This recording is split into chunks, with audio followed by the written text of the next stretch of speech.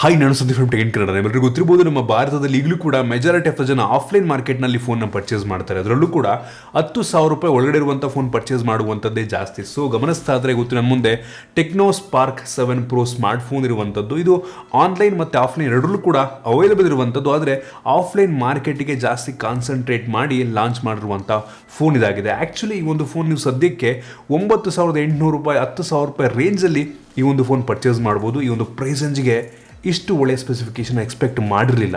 ಸಖತ್ತಾಗಿದೆ. ನಾನಿವತ್ತು ಈ ಒಂದು ಫೋನ್ ಅನ್ಬಾಕ್ಸ್ ಮಾಡ್ತಾ ಇದ್ದೀನಿ, ಫಸ್ಟ್ ಇಂಪ್ರೆಷನ್ ಕೊಡ್ತಾ ಇದ್ದೀನಿ. ಏನು ಚೆನ್ನಾಗಿದೆ, ಏನು ಚೆನ್ನಾಗಿಲ್ಲ ತಿಳ್ಕೊತೀರ. ಅದಕ್ಕಿಂತ ಮುಂಚೆ ನೀವು ನಮ್ಮ ಟೆಕ್ ಕನ್ನಡ ಯೂಟ್ಯೂಬ್ ಸಬ್ಸ್ಕ್ರೈಬ್ ಮಾಡಿ ಬೆಲ್ ಐಕನ್ ಕೂಡ ಕ್ಲಿಕ್ ಮಾಡ್ಬೋದು. ಮೊದಲಾಗಿ ಈ ಒಂದು ಫೋನನ್ನು ಅನ್ಬಾಕ್ಸ್ ಮಾಡಿ ಗಮನಿಸ್ತಾ ಇದ್ದೀರಾ. ಈ ಒಂದು ಫೋನ್ನ ಬಾಕ್ಸ್ ನಿಮ್ಗೆ ರೀತಿ ನೋಡೋಕೆ ಸಿಗ್ತಾ ಇರುವಂಥದ್ದು. ಈ ಒಂದು ಬಾಕ್ಸನ್ನು ಓಪನ್ ಮಾಡಿದ ತಕ್ಷಣ ಡೈರೆಕ್ಟಾಗಿ ಈ ಒಂದು ಫೋನ್ ನಿಮಗೆ ನೋಡೋ ಸಿಗ್ತಾ ಇರುವಂಥದ್ದು.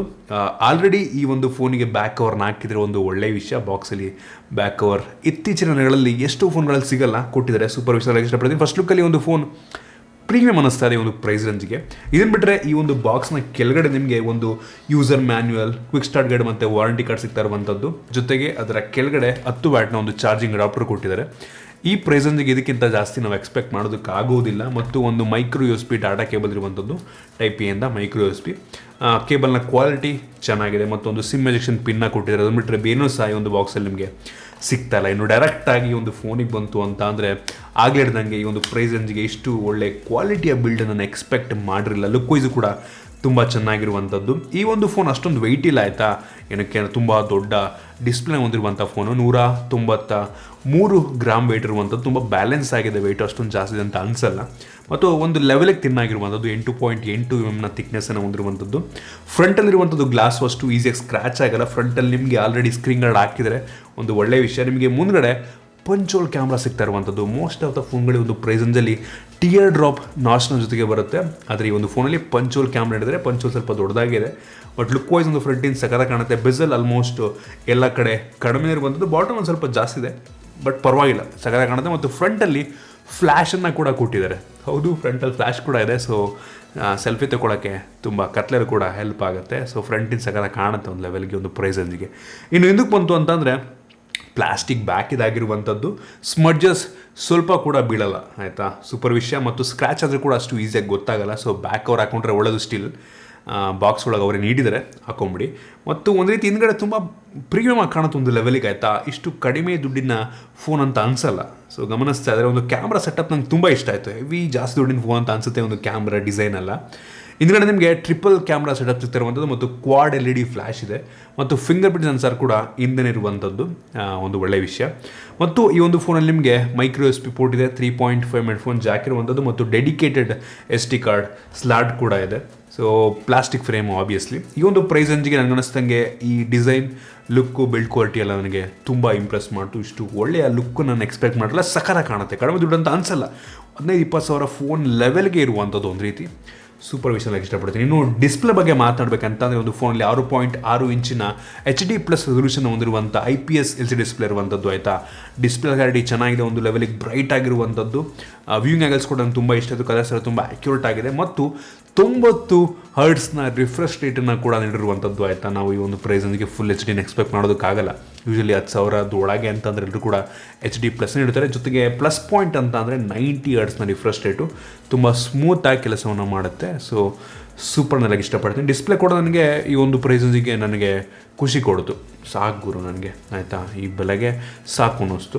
ಇನ್ನು ಈ ಒಂದು ಫೋನ್ನ ವೇರಿಯಂಟ್ಗಳ ಬಗ್ಗೆ ಮಾತನಾಡಬೇಕಂತ ಸದ್ಯಕ್ಕೆ ಒಂದು ಫೋನ್ 2 ವೇರಿಯಂಟಲ್ಲಿ ಲಾಂಚ್ ಆಗ್ತಿರುವಂಥದ್ದು. 4GB RAM 64GB ಸ್ಟೋರೇಜು ಮತ್ತು 6GB RAM ಮತ್ತು 64GB ಸ್ಟೋರೇಜು. ಬೇಸಿಕ್ ವೇರಿಯಂಟ್ ಆಗಲಿದಂಗೆ 9,800 ರೂಪಾಯಿಗೆಲ್ಲ ಪರ್ಚೇಸ್ ಮಾಡ್ಬೋದು ನೀವು.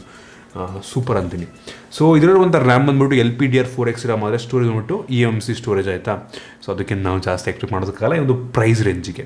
ಇನ್ನು ಡೈರೆಕ್ಟಾಗಿ ಈ ಒಂದು ಫೋನ್ನ ಪ್ರೋಸರ್ ಬಗ್ಗೆ ಮಾತನಾಡಬೇಕಂತಂದರೆ ಒಂದು ಫೋನಲ್ಲಿ ಒಂದು ಗೇಮಿಂಗ್ ಪ್ರೋಸರ್ ಇರುವಂಥದ್ದು Helio G80 ಮೀಡಿಯಾಟೆಕ್ ಎಂದು. ಸೊ ತುಂಬ ಪವರ್ಫುಲ್ ಆಗಿರುವಂಥ ಪ್ರೋಸರು. ಆರಾಮಾಗಿ ಒಂದು ಮಾಡ್ರೇಟ್ ಸೆಟ್ಟಿಂಗಲ್ಲಿ ಪ್ರತಿಯೊಂದು ಗೇಮ್ಸನ್ನು ಆಡ್ಕೊಬೋದು. ಮಿಡ್ ಸೆಟ್ಟಿಂಗಲ್ಲಿ ಆಲ್ಮೋಸ್ಟ್ ಡೇಟ್ ಟಾಸ್ಕ್ ಮಾಡೋದಕ್ಕೆಲ್ಲ ತುಂಬ ಏನೂ ತೊಂದರೆ ಆಗೋದಿಲ್ಲ. ತುಂಬ ಸ್ಮೂತಾಗಿ ಕೆಲಸವನ್ನು ಮಾಡುತ್ತೆ. ನಾನು ಅಂಥದ್ದು ಮ್ಯಾಚ್ ಚೆಕ್ ಮಾಡ್ದಂಗೆ ಈ ಒಂದು ಪ್ರೋಸರ್ಗೆ ಇದುವರೆಗೂ ನಾನು ಚೆಕ್ ಮಾಡೋದ್ರಲ್ಲಿ ಒನ್ ಆಫ್ ದ ಹೈಯೆಸ್ಟ್ ಆಯಿತಾ. 2,50,000 ರೇಟಿಂಗ್ ಕೊಡ್ತಾ ಇರುವಂಥದ್ದು ಈ ಒಂದು ಪ್ರೋಸರ್. ಕ್ರೇಜಿ ಅಂತ ಹೇಳಕ್ಕೆ ಇಷ್ಟಪಡ್ತೀನಿ. 2.5 ಲಕ್ಷ ಸೂಪರ್ ವಿಷಯ. ಸೊ ತುಂಬ ಚೆನ್ನಾಗಿ ಆಪ್ಟಿಮೈಸ್ ಮಾಡಿದ್ರೆ ಅಂತ ನಮಗೆ ಗೊತ್ತಾಗ್ತಿರುವಂಥದ್ದು. ಇನ್ನು ಕ್ಯಾಮ್ರಾ ಬಗ್ಗೆ ಮಾತನಾಡಬೇಕಂತಂದರೆ ಒಂದು ಫೋನಲ್ಲಿ ರೇರಲ್ಲಿ ಟ್ರಿಪಲ್ ಕ್ಯಾಮ್ರಾ ಇರುವಂಥದ್ದು. ಅದರಲ್ಲಿ ಮೇನ್ ಸೆನ್ಸರ್ ಬಂದ್ಬಿಟ್ಟು 48 ಮೆಗಾ ಪಿಕ್ಸೆಲ್ ಮೇನ್ ಸೆನ್ಸರ್. ಇದು ತೆಗೆಯುವಂಥ ಫೋಟೋ ನನಗೆ ತುಂಬ ಇಂಪ್ರೆಸ್ ಮಾಡ್ತು. ಆ ಫೋಟೋ ಸಂಬಂಧ ತೋರಿಸ್ತಾ ಇದ್ದೀನಿ, ಇಷ್ಟು ಒಳ್ಳೆ ಕ್ವಾಲಿಟಿಯ ಫೋಟೋ ಎಕ್ಸ್ಪೆಕ್ಟ್ ಮಾಡಿರಲಿಲ್ಲ. ಇಂಡೋರ್ ಔಟ್ಡೋರ್ ಎರಡೂ ಕೂಡ ತುಂಬ ಒಳ್ಳೆಯ ಡೀಟೇಲ್ನ ಹೊಂದಿರುವಂಥ ಫೋಟೋ, ತುಂಬ ನ್ಯಾಚುರಲ್ ಫೋಟೋನ ಪ್ರೊಡ್ಯೂಸ್ ಮಾಡುತ್ತೆ ಅಂತ ಅನ್ನಿಸ್ತು. ಸೊ ಅದು ನೋಡ್ಬಿಟ್ಟು ನೀವೇ ಜಡ್ಜ್ ಮಾಡ್ಬೋದಾಯ್ತು. ಅದನ್ನು ಬಿಟ್ಟರೆ ಇನ್ನೊಂದು 2 ಮೆಗಾ ಪಿಕ್ಸೆಲಿಂದು ಪೋರ್ಟ್ರೇಟ್ ಬ್ಯಾಕ್ಗ್ರೌಂಡ್ ಬ್ಲರ್ ಮಾಡೋದಕ್ಕೆ ಪೋರ್ಟ್ರೇಟ್ ಲೆನ್ಸ್ ಕೊಟ್ಟಿರೋ, ಮತ್ತು ಇನ್ನೊಂದು AI ಕ್ಯಾಮ್ರಾ ಇರುವಂಥದ್ದು ಆಯಿತಾ. ಸೊ ಟ್ರಿಪಲ್ ಕ್ಯಾಮ್ರಾ ಅಂತ ಹಾಕವ್ರೆ. ಸೊ ಅದ್ರ ಜೊತೆಗೆ ಆಗಲೇ ಹೇಳ್ದಂಗೆ ಕ್ವಾಡ್ LED ಫ್ಲ್ಯಾಶ್ ಇರುವಂಥದ್ದು. ಸೊ ನನಗೆ ರೇರ್ ಕ್ಯಾಮ್ರಾ ಕ್ಲಾರಿಟಿ ತುಂಬ ಇಷ್ಟ ಆಯಿತು. ಇಷ್ಟು ಒಳ್ಳೆ ಕ್ವಾಲಿಟಿನ ಎಕ್ಸ್ಪೆಕ್ಟ್ ಮಾಡಿರಲಿಲ್ಲ ನಾನು. ಇನ್ನು ಫ್ರಂಟ್ ಕ್ಯಾಮ್ರಾಗೆ ಬಂತು ಅಂತಂದರೆ 8 ಮೆಗಾ ಪಿಕ್ಸೆಲ್ನ ಫ್ರಂಟ್ ಕ್ಯಾಮ್ರಾ ಇರುವಂಥ ಇದು ಕೂಡ ನನಗೊಂದು ಲೆವೆಲ್ಗೆ ಇಷ್ಟ ಆಯಿತು. ಗಮನಿಸ್ತಾ ಇದ್ದೀರಾ ಆಯಿತಾ. ನನಗೆ ಅನಿಸ್ತಂಗೆ ನೀವು ಈ ಪ್ರೈಸ್ ಅಂದರೆ ಯಾವ ಫೋನ್ ತೊಗೊಂಡ್ರು ಕೂಡ ಆಲ್ಮೋಸ್ಟ್ ಸಿಮಿಲರ್ ಕ್ವಾಲಿಟಿನ ಬರುತ್ತೆ. ಬಟ್ ರೇರ್ ಕ್ಯಾಮ್ರಾ ನನಗೆ ಸ್ವಲ್ಪ ಇಂಪ್ರೆಸ್ ಮಾಡ್ತು, ಜಾಸ್ತಿ ಚೆನ್ನಾಗಿದೆ ಅಂತ ಅನ್ನಿಸ್ತು. ಸೊ ಅದು ನೋಡ್ಬಿಟ್ಟು ನೀವೇ ಜಡ್ಜ್ ಮಾಡ್ಬೋದು. ಇನ್ನು ವೀಡಿಯೋಗ್ರಫಿಗೆ ಬಂತು ಅಂತಂದರೆ ಫ್ರಂಟು ಮತ್ತು ಬ್ಯಾಕ್ ಎರಡೂ ಕೂಡ ಫುಲ್ HD ವಿಡಿಯೋ ರೆಕಾರ್ಡ್ ಮಾಡೋದು ಸಾಮರ್ಥ್ಯ ಇರುವಂಥದ್ದು. ಸೊ ಓವರಾಲ್ ಕ್ಯಾಮ್ರಾ ನನಗೆ ಈ ಪ್ರೈಸ್ ರೇಂಜ್ಗೆ ಇಷ್ಟ ಆಯಿತು. ನಿಮಗೆ ಅನಿಸುತ್ತೆ ದಯವಿಟ್ಟು ಕೆಳಗಡೆ ಕಾಮೆಂಟ್ ತಿಳಿಸಿ. ಇನ್ನು ಸೆಕ್ಯೂರಿಟಿ ಬಗ್ಗೆ ಮಾತನಾಡಬೇಕಂತಂದರೆ ಹಿಂದ್ಗಡೆ ನಿಮಗೆ ಫಿಂಗರ್ ಪ್ರಿಂಟ್ ಸೆನ್ಸರ್ ಸಿಗ್ತಾ ಇರುವಂಥದ್ದು. ಗಮನಿಸ್ತಾ ಇದ್ದೀರಾ ಎಷ್ಟು ಫಾಸ್ಟ್ ಆಗಿದೆ ಅಂತ. ಪಾರ್ಟ್ ಅಂತ ಅನ್ಲಾಕ್ ಮಾಡುತ್ತೆ. ಸೂಪರ್ ವಿಷಯ, ಸಖತ್ ಫಾಸ್ಟ್ ಆಗಿದೆ ಇದು ಕೂಡ. ಇನ್ನು ಫೇಸ್ ಅನ್ಲಾಕ್ ಕೂಡ ಇರುವಂಥದ್ದು. ಸೊ ಇದು ಕೂಡ ಎಷ್ಟೋ ಫಾಸ್ಟಾಗಿ ಅನ್ಲಾಕನ್ನು ಮಾಡುತ್ತೆ. ಸೂಪರ್ ವಿಷಯ ನನಗೆ ಇಷ್ಟಪಡ್ತೀನಿ. ಇನ್ನು ಬ್ಯಾಟ್ರಿ ಬಗ್ಗೆ ಮಾತನಾಡಬೇಕಂತ ಅಂದರೆ ಒಂದು ಫೋನಲ್ಲಿ 5000 mAh ಕೆಪಾಸಿಟಿ ಬ್ಯಾಟ್ರಿ ಇರುವಂಥದ್ದು. ಸೂಪರ್ ವಿಷಯ. ಆರಾಮಾಗಿ ಮಾಡ್ರೇಟ್ ಯೂಸ್ಗೆ 1.5 ದಿನ ಬ್ಯಾಟ್ರಿ ಬ್ಯಾಕಪ್ಪನ್ನು ನೀಡುತ್ತೆ. ಜೊತೆಗೆ ಬಾಕ್ಸಲ್ಲಿ 10 ವ್ಯಾಟ್ನ ಚಾರ್ಜಿಂಗ್ ಅಡಾಪ್ಟರು ಕೊಟ್ಟಿದ್ದಾರೆ. ಅವರು ಜಾಸ್ತಿ ಇಡ್ಬೋದಾಗಿದೆ, ಬಟ್ ಸ್ಟಿಲ್ ಈ ಪ್ರೈಸ್ನಿಗೆ ಅದಕ್ಕಿಂತ ಜಾಸ್ತಿ ನಾವು ಎಕ್ಸ್ಪೆಕ್ಟ್ ಮಾಡೋದಕ್ಕಾಗಲ್ಲ. 10 ವ್ಯಾಟ್ ಕೂಡ ಓಕೆ ಅಂತೀನಿ. ಇನ್ನು ಈ ಒಂದು ಫೋನಲ್ಲಿ Android 11 ಬೇಸ್ ಮೇಲೆ ಆಗ್ತಿರುವಂಥ OS ಇರುವಂಥದ್ದು. ಈ ಒಂದು OS ತುಂಬ ಸ್ಮೂತಾಗಂತೂ ಕೆಲಸ ಮಾಡ್ತಾ ಇದೆ. ನನಗೆಲ್ಲೂ ಕೂಡ ಲ್ಯಾಗಿ ಅಂತ ಅನ್ನಿಸ್ತಿಲ್ಲ.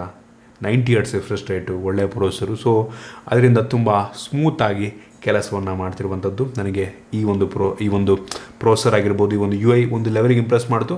ಅಷ್ಟೊಂದು ಸ್ಟಾಕ್ ಔಟ್ ಎಕ್ಸ್ಪೀರಿಯನ್ಸ್ ನೀಡಿಲ್ಲ ಅಂದರೂ ಕೂಡ ಲುಕ್ ವೈಸ್ ಸಿಂಪಲ್ ಆಗಿದೆ, ತುಂಬ ಕಾಂಪ್ಲಿಕೇಟೆಡ್ ಆಗಿಲ್ಲ. ನಿಯರ್ಲಿ ಸ್ಟಾಕ್ ಎರಡ್ ಅಂತಲೇ ಹೇಳ್ಬೋದು ಐಕಾನ್ಸ್ನೆಲ್ಲ ಬಿಟ್ಟರೆ ನನಗೆ ಅನ್ನಿಸ್ತಂಗೆ. ಇನ್ನು ಸ್ಪೀಕರ್ ಬಗ್ಗೆ ಮಾತನಾಡಬೇಕಂತಂದರೆ ಮೋನೋ ಸ್ಪೀಕರು, ಬಾಟಮ್ ಫೈರಿಂಗು. ಸ್ಪೀಕರ್ನ ಕ್ವಾಲಿಟಿ ಚೆನ್ನಾಗಿದೆ, ಜೋರಾಗಿ ಕೇಳುತ್ತೆ, ಕ್ರಿಸ್ಪ್ ಆಗಿದೆ ಸೌಂಡ್, ಒಂಥರ ಇಷ್ಟ ಆಯ್ತು ನನಗೆ. ಅದನ್ನು ಬಿಟ್ಟರೆ ಆಲ್ಮೋಸ್ಟ್ ಎಲ್ಲ ಬೇಸಿಕ್ ಸೆನ್ಸರ್ಸ್ನ ಈ ಒಂದು ಫೋನಲ್ಲಿ ಹಾಕಿದ್ದಾರೆ. ಸೊ ನನಗನ್ನಿಸ್ತಂಗೆ ಈ ಪ್ರೈಸ್ ರೇಂಜಿಗೆ ನಾನು ಇಷ್ಟು ಒಳ್ಳೆಯ ಫೀಚರ್ನ ಎಕ್ಸ್ಪೆಕ್ಟ್ ಮಾಡಿರಲಿಲ್ಲ. ಅದು ಕೂಡ ಆಫ್ಲೈನ್ ಮಾರ್ಕೆಟಿಗೆ ಕಾನ್ಸಂಟ್ರೇಟ್ ಮಾಡ್ತಿರೋದು. ಎಷ್ಟು ಜನಕ್ಕೆ ಆಫ್ಲೈನ್ ಮಾರ್ಕೆಟ್ ಗೊತ್ತಿರಲ್ಲ ಏನು ಫೋನ್ ತೊಗೊಬೇಕು, ಏನು ಸ್ಪೆಸಿಫಿಕೇಶನ್ ಫೋನ್ ತೊಗೊಬೇಕು ಅಂತ. ತುಂಬ ಚೆನ್ನಾಗಿ ಗೊತ್ತಿರಲ್ಲ ಈ ರೀತಿ ಒಂದು ಫೋನ್ ಇರುತ್ತೆ ಅಂತ. ಆಫ್ಲೈನ್ ಮಾರ್ಕೆಟ್ ಸುಮ್ಮನೆ ಬ್ಲೈಂಡಾಗಿ ತೊಗೋತಿರೋಣ ಆಯಿತಾ. ಸೊ ಅದರಿಂದ ನೋಡಿ ಯೋಚನೆ ಮಾಡಿ, ಕೆಲವೊಂದು ಸ್ಪೆಸಿಫಿಕೇಶನ್ ಯಾವ ಚೆನ್ನಾಗಿರೋ ನೋಡ್ಬಿಟ್ಟು ತೊಗೊಂಡ್ರೆ ತುಂಬ ಒಳ್ಳೆಯದು ಅಂತ ಇಷ್ಟಪಡ್ತೀನಿ. ಜೊತೆಗೆ ನನಗೆ ಒಂದು ಫೋನಲ್ಲಿ ತುಂಬ ಆಶ್ಚರ್ಯ ಕೊಟ್ಟಂಥ ವಿಷಯನಪ್ಪ ಅಂತಂದರೆ ಈ ಒಂದು ಫೋನಿಗೆ 100 ದಿನಗಳ ಸ್ಕ್ರೀನ್ ರಿಪ್ಲೇಸ್ಮೆಂಟ್ ವಾರಂಟಿ ಕೂಡ ಸಿಗ್ತಾ ಇರುವಂಥದ್ದು. ನಂಗೆ ಗೊತ್ತಿಲ್ಲ ಯಾವ ರೀತಿ ಇದನ್ನು ಮ್ಯಾನೇಜ್ ಮಾಡ್ತಾ ಇದ್ದಾರೆ ಅಂತ ಆಯಿತಾ. 100 ದಿನಗಳ ಒಳಗಡೆ ಸ್ಕ್ರೀನ್ ಏನಾದರೂ ಒಡೆದೋಯ್ತು ಅಂದರೂ ಕೂಡ ರೀಪ್ಲೇಸ್ ಮಾಡಿಕೊಡ್ತಾರೆ. ಕಂಪ್ನಿಯವ್ರು ಯಾವ ರೀತಿ ಇದನ್ನು ಮ್ಯಾನೇಜ್ ಮಾಡ್ತಿದ್ದಾರೆ ಅಂತ ಗೊತ್ತಿಲ್ಲ. ಸೂಪರ್ ವಿಷಯ. ನನಗೆ ಅನ್ನಿಸ್ತಂಗೆ ಈ ರೀತಿ ಫೀಚರ್ನ ಮೆಜಾರಿಟಿ ಆಫ್ ದ ಕಂಪ್ನಿಗಳು ನೀಡೋದಿಲ್ಲ. ಈ ಒಂದು ವಾರಂಟಿ ಆಫರ್ ನೀಡ್ತಿದ್ದಾರೆ. ಸೂಪರ್ ವಿಷಯ ಇಷ್ಟಪಡ್ತೀನಿ. ಸೊ ಒಂದೊಳ್ಳೆ ಆಪ್ಷನ್ ನಂಗೆ ಅನ್ನಿಸ್ತಾಗೆ 10,000 ಪ್ರೈಸ್ ರೇಂಜ್ಗೆ. ಇದಿಷ್ಟು ಈ ಒಂದು ಫೋನ್ನ ಬಗ್ಗೆ. ನಿಮಗೆ ಇದ್ರ ಬಗ್ಗೆ ಅನಿಸುತ್ತೆ ದಯವಿಟ್ಟು ಕೆಳಗಡೆ ಕಾಮೆಂಟ್ ತಿಳಿಸ್ಬೋದು. ನಿಮ್ಗೆ ಇಷ್ಟ ದಯವಿಟ್ಟು ಲೈಕ್ ಮಾಡಿ, ಶೇರ್ ಮಾಡಿದ ರೀತಿ ನಮ್ಮ ಬೇರೆ ವಿಡಿಯೋ ನಮ್ಮ tech in Kannada YouTube subscribe ಮಾಡ್ಕೊಳ್ಳಿ. ಬೆಲ್ ಐಕನ್ ಕೂಡ ಕ್ಲಿಕ್ ಮಾಡ್ಬೋದು. ಸಿಗೋಣ ನಮ್ಮ ವಿಡಿಯೋದಲ್ಲಿ.